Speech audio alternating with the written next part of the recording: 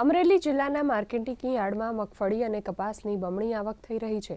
ગત વર્ષની સરખામણીમાં આ વર્ષે મગફળીની વધુ આવક થઈ છે, તો ખેડૂતોને મગફળી અને કપાસના પોષણક્ષમ ભાવ પણ મળી રહ્યા છે। ત્યારે ટૂંક સમયમાં સરકાર દ્વારા ટેકાના ભાવે ખરીદી શરૂ કરવામાં આવશે।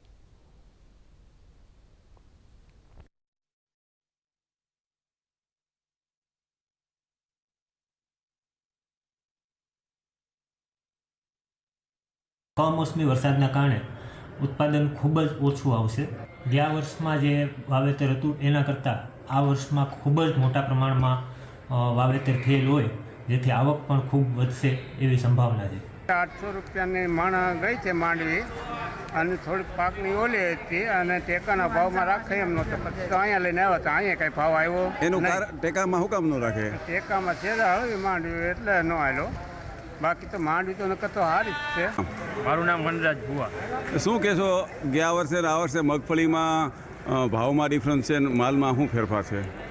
હાલમાં એવું છે કે પહેલાં તો ઉત્પાદનની દૃષ્ટિએ મગફળીની વાત કરીએ તો મગફળીની વાતમાં આ વર્ષે સતત વરસાદ ચાલુ રહેવાના લીધે ચોમાસું લાંબુ આવેલું, પાછળથી માવઠાના માર, કમોસમી વરસાદ, આવા બધા નુકસાનકારક વરસાદ પડતા મગફળીની ક્વોલિટી છે જે ડાઉન છે, જે કાળી થઈ જાય અને વરસાદમાં પલળવાથી હળવી થઈ જાય છે। હળવી થઈ જાય આ વસ્તુ છે એ ટેકાના ભાવ આપણે જે ખરીદી થતી હોય, ખેડૂતો લઈને જતા હોય, એમાં ચલાવી લેવામાં નથી આવતું। વેરિએશન, ક્વોલિટી વેરિએશનમાં ડિફોલ્ટ થઈને કાઢી નાખે છે, બરાબર છે। ખુલ્લી માર્કેટમાં મૂકવી પડે છે, ખુલ્લી માર્કેટમાં ભાવ યોગ્ય મળતા નથી।